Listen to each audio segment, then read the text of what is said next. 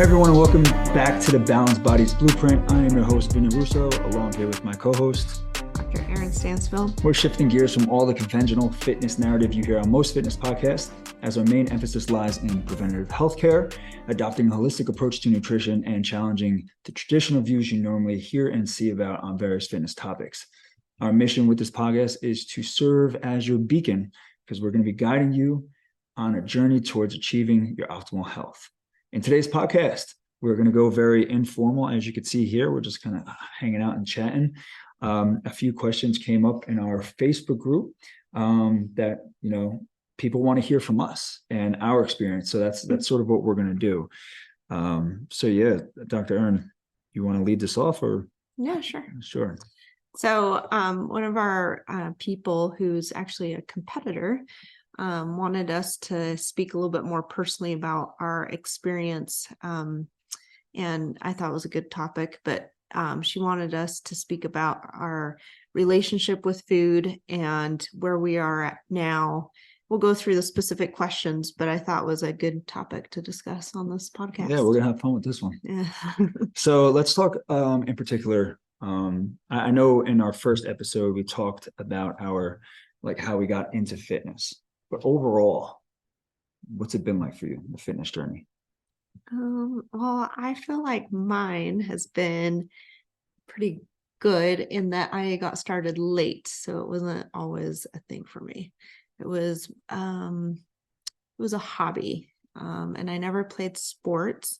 So even though I was competitive, I don't think I ever played or wanted to compete in a sport necessarily. Yeah. So I kind of came upon it informally in that I was very unhealthy. In med school, I studied a lot, ate junk, ate a bunch of burgers and Taco Bell and didn't really care. Even though, thinking about doctors, you think that they are probably health conscious. I was not. Well, now you got me thinking about Taco Bell. Anyway, so I got into running my fourth year of medical school because it was a stress reliever for me. And I really liked it. And I started doing more and more of it. And then I realized that although I lost weight, that I didn't have the look that I wanted. I wanted to, I think most of us that go into sport eventually are like, oh, I like the 6-pack abs. So I think I wanted more definition, more muscle. To the devil. No. And so I got a trainer, I remember, at the gym because I had no idea how to even go about putting on muscle. I knew nothing about weight training, nothing like that. I took a couple of extracurricular classes in college that had to do with weight training, and I never paid attention. So anyway, I got my first trainer and he kind of showed me the basics, and then, haphazardly kind of said, you should follow a nutrition plan. And I didn't really think about it that much. And I was young and healthy, so I feel like I got okay results. I was happy for a little bit. And then I went a few months and thought maybe I should kick this up a notch. And I got a different trainer, and she actually was a woman in her 50s who was a bodybuilder. And I remember standing next to her, and I was in my 20s, and she was so much smaller than me, but also very dense and very muscular. And I thought, wow, I want to look like that. And so you're 5'2" on a good day. How tall is she? She's a little bit taller. She's like 5'5". Anyway, but she was awesome. So she spoke to me about following a diet plan and lifting weights. And again, I kind of went into it with, I want to look like that. It was a stepwise process for me. I admired her. I kind of got to a good place where I liked my look, and then I quit working with her and, let things go for a couple more months. I know. Just leave the coaches hanging. And then I started training with my cousin who after work, and he was a football player and was into weightlifting. And so he was the one that kind of spoke to me about lifting heavy weights and actually training for more function. I wasn't going for a specific look when I trained with him. I was going for strength. But he kind of instilled a love for lifting. It took me a few coaches to actually kind of get to that point where I was like, damn, this is actually great for my body because I feel strong.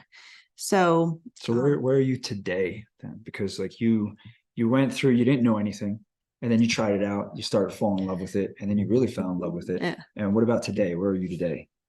Well, that evolved into actually starting to compete with doing bikini competitions. And I started with the NPC. And then is that today? No. And then today I'm sitting right here and eating what I want. No.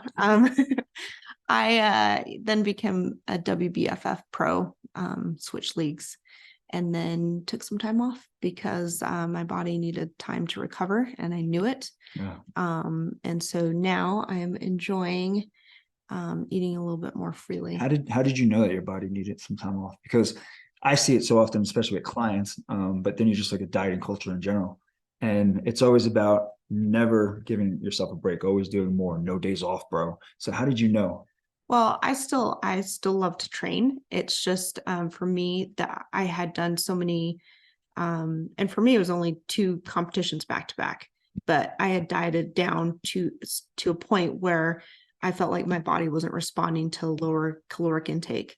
And we talked to amenorrhea. Not with this particular this time, but I have. I actually, which is kind of why I knew, because I did when I was competing for the NPC, I lost my cycle for 2 years, and so I know what that's like. Yeah. And so I knew with and I took many years off between NPC and going to WBFF. But I knew, I wasn't responding to lower calorie intake and increased cardio. I was doing tons of cardio, mm-hmm. And I like cardio, but I knew it wasn't good anymore. And I don't like that feeling. My health is very important to me. Bodybuilding is a wonderful sport, but it is a very small portion of my life. If I look at it in the spectrum of how long I'd like to live and how long I'd like to be functional. What about you? Well, I'm gonna go a lot shorter than that. Sorry. I'm gonna sum this up really quickly. Honestly, my personal fitness journey has led me to live the life that I want to live. So I'm grateful for everything that I did, all the sports I played growing up, actually being pretty good at them. Then finding bodybuilding and finding what nutrition actually did to my body, which is what made me obsessed with it. And then that just led to where I am today. And I'm very thankful for that. I'm able to compete against some really, really good physiques. It is the WBFF. I know they got a lot of shit over this last couple months. I think it's now FMG or something like that. It's something FMG. I think they changed it. But going up there and trying to, there's an evolution that happens to where, you just want to win. And I was very, very competitive ever since I was a little kid. It was like when I ran the track and gym, I had to be first. When I ran sprints in football, I had to be first. Everything was always win, win, win, which is what helped me succeed in a sports aspect. But when it got to competing and you weren't winning first, and then you find out it's very subjective, and then you find out maybe there's a coach that's a judge a couple of times, you learn to take a step back and appreciate the journey a little bit more.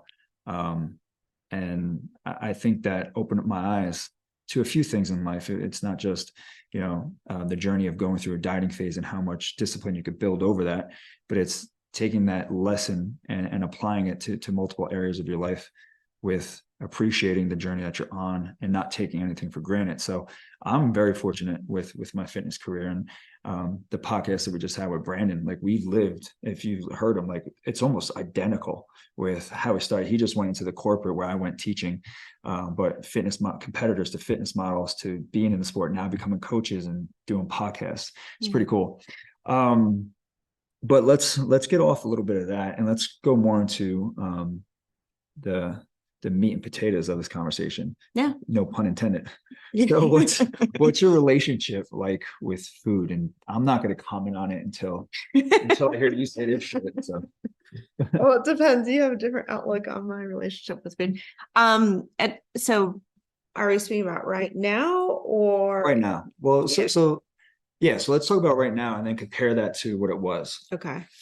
I will say you're pretty good at what you do, although we do have our discrepancies. You have your criticisms for me. Yes. So it's funny when I first met you, because you wanted to give me all kinds of nutrition advice, and I was actually very resistant towards it.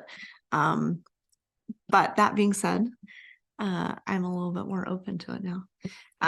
So I think she's not a good client. She missed the first 2 check-ins. I said, that's enough. You're not doing it anymore. I think so. I had this idea that so coming from a very restrictive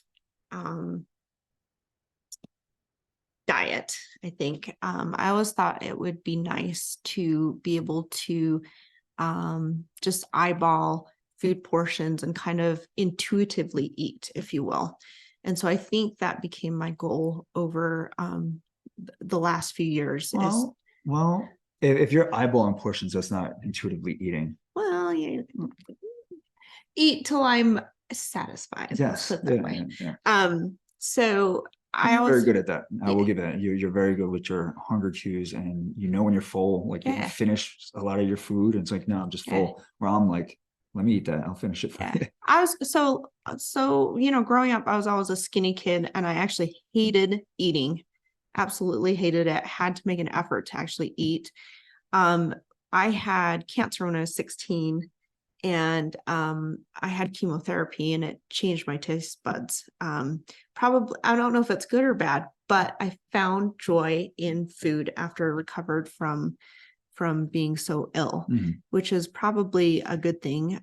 So that's when I started to eat more. Do you think, I don't mean to cut you off, but do you think that it's like when, let's just say you sprain an ankle, like you take walking for granted.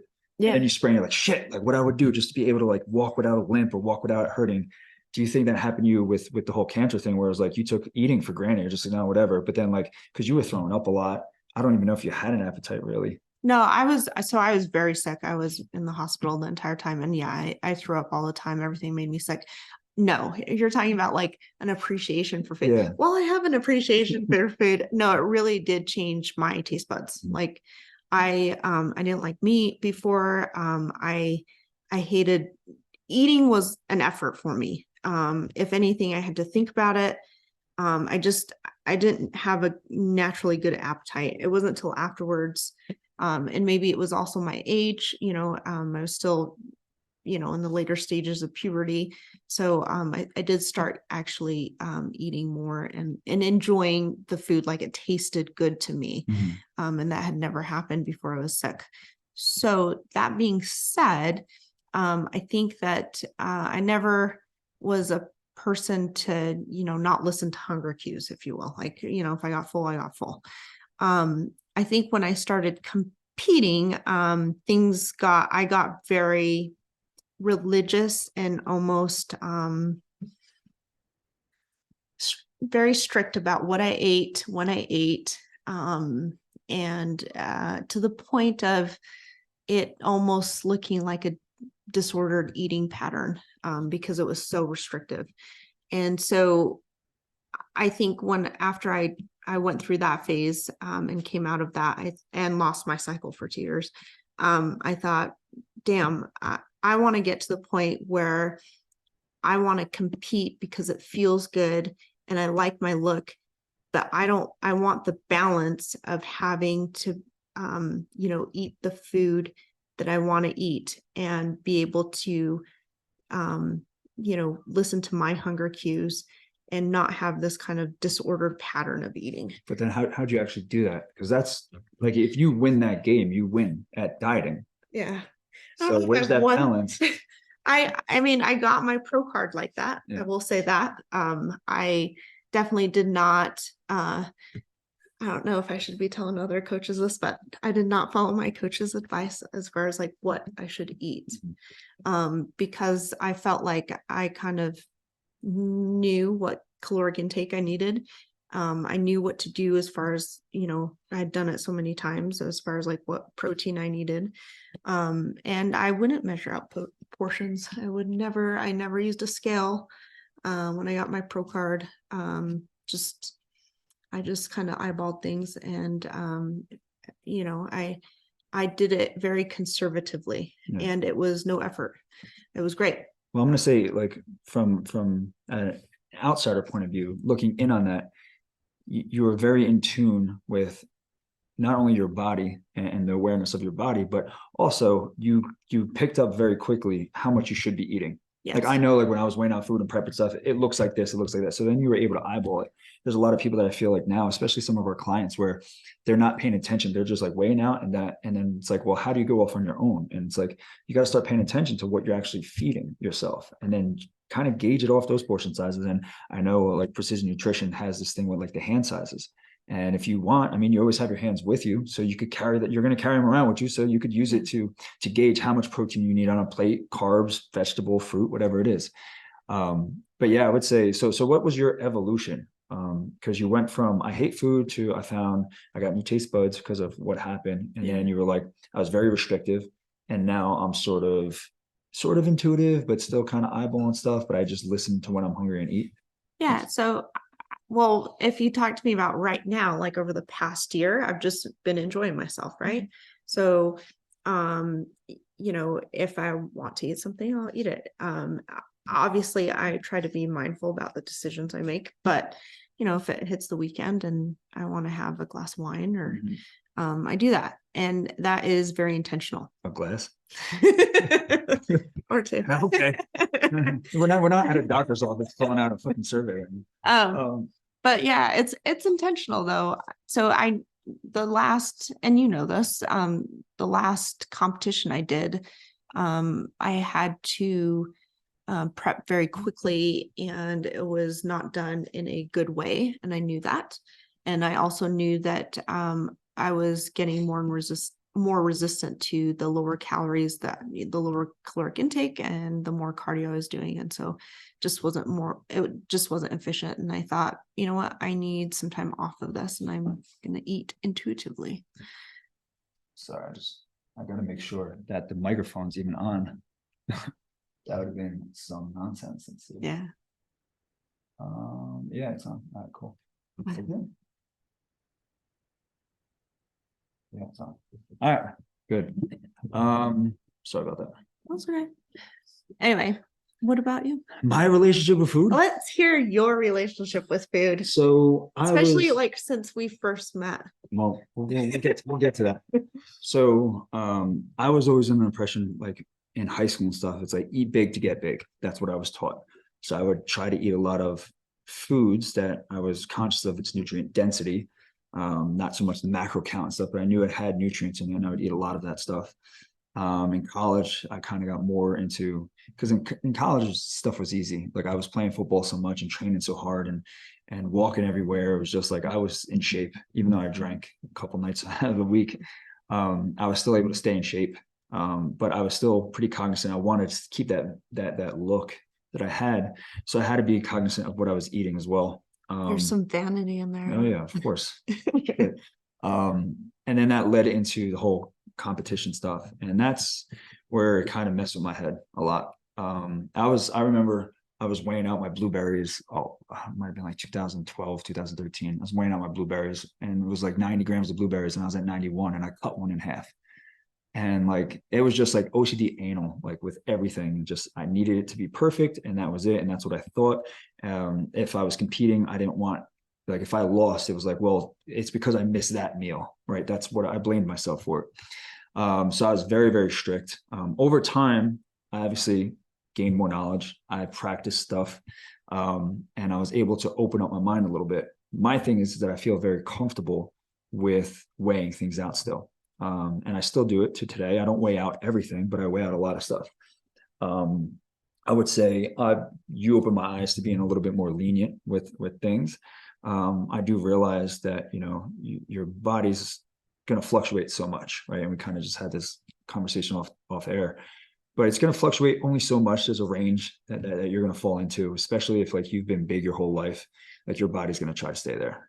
So dieting is going to be pretty hard for you if you're looking for a certain physique. But with me, it's more or less like I don't look like I want to look, but I'm enjoying my life and I'm still healthy and I'm still in pretty damn decent shape. So my relationship with food is getting better, but I'm still someone that feels very comfortable tracking my stuff on my Google Sheets, weighing out my food at specific times. Especially my breakfast is always weighed out. My post workouts usually always weighed out. Dinner time, I get a little bit more lenient. And then if I'm having, another meal at night, which I normally do, it's measured and not measured. It's like half and half. But to me, I'm okay with that. And I'm okay with doing it forever because it makes me feel pretty comfortable. So my evolution is that, I feel like I became more aware of my obsession with it and I accept it and I'm okay with it. And I don't think it's not like I'm bringing my food scale with me out to eat, right? Like it's not that obsessive, but it makes me feel good. And that's really what I care about. I don't care what anybody else has to say about it, especially you. And you bust my balls about it. So I think there's a psychology behind it, right? I think, I was the type of person that had a bag of celery in my car in case I got hungry. And that's what I would eat between meals. And I had, my bags of chicken that I would take places and I wouldn't eat with my family. And I was, had my measured food out. And for me, that wasn't a good lifestyle. Like it's okay if you're trying to reach a goal. yeah. And I get that, like if you're trying to prep for stage, but even then I was like, I would like, it was a challenge for me to say, I want to depart from this mindset and actually eat, in a mindful way, but not have to be so restrictive as to, carrying a Ziploc bag with me everywhere and not enjoying some of my friends and family. And so to me, it was actually a challenge, right? Because I think, there is psychology behind it. And I think the people that tend to go into bodybuilding are a bit on the OCD side, or at least have the personality traits of somebody who might be obsessive. I think that's why it appeals to us. We're eating the same thing every day. It's very easy. We measure it out. But I wanted to get away from that mindset. I saw it as a growth, to get away from that thinking and to actually enjoy what I was doing and not, have to be so critical of like weighing things out and choosing what I need to eat. I was one of those people that I did bring my food to weddings.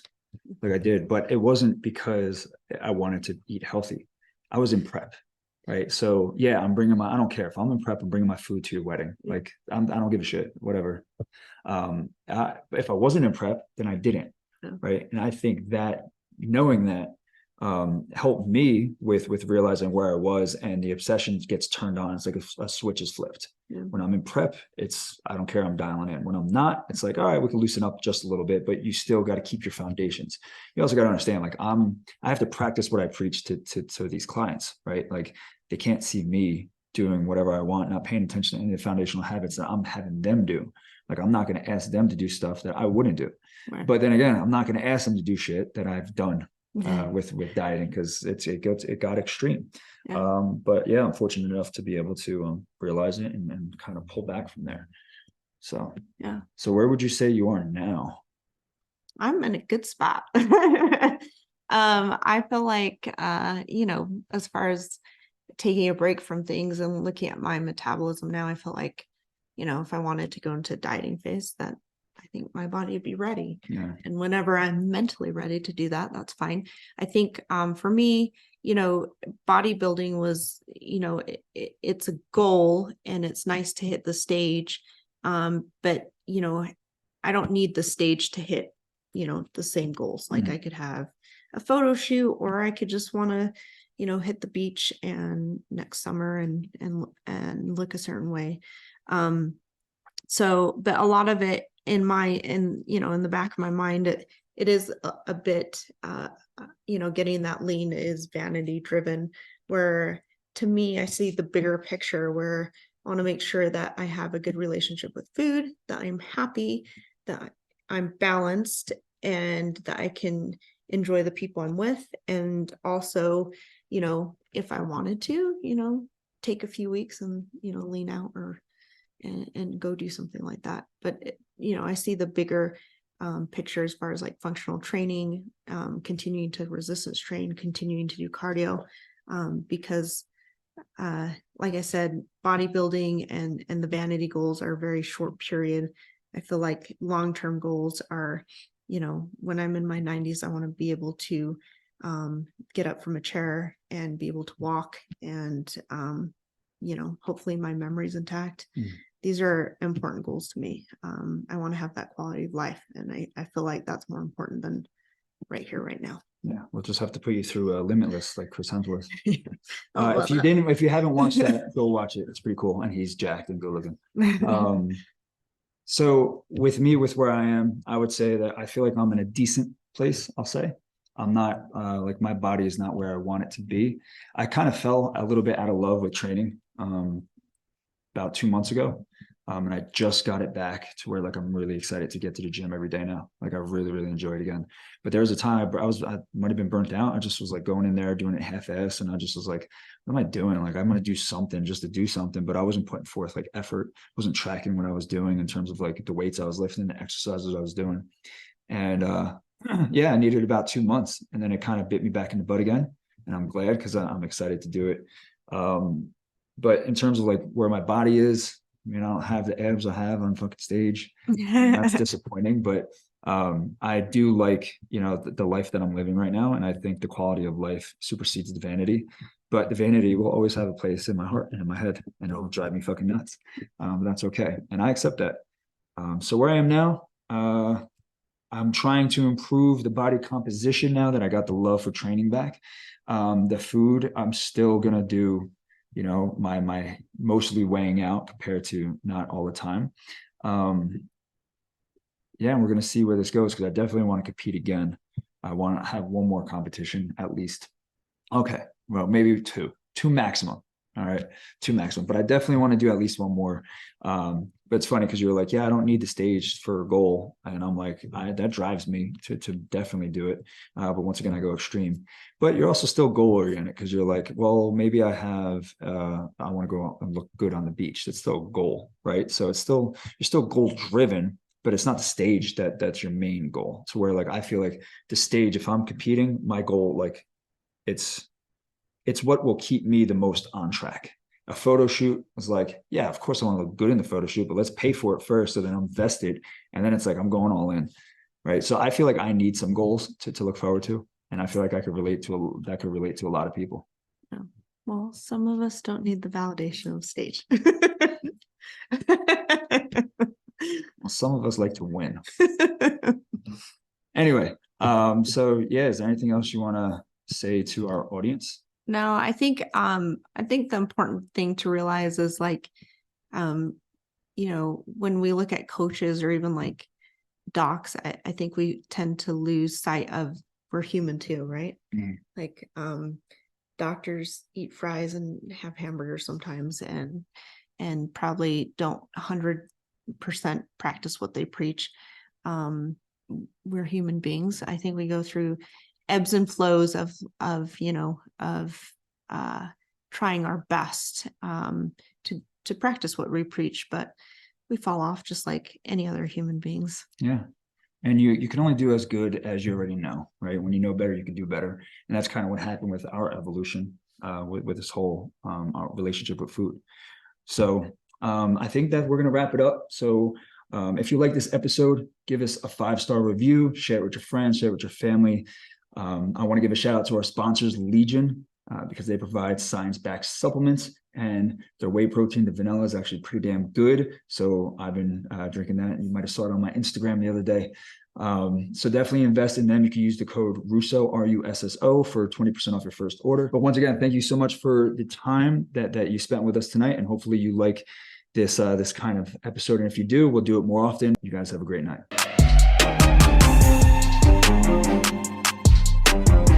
The podcast content may include discussions of medical topics and health-related information. However, the information provided should not be considered exhaustive or complete, and it should not be relied upon as a substitute for professional medical advice or treatment. Always seek the advice of your physician or other qualified healthcare providers with any questions you may have regarding a medical condition or treatment.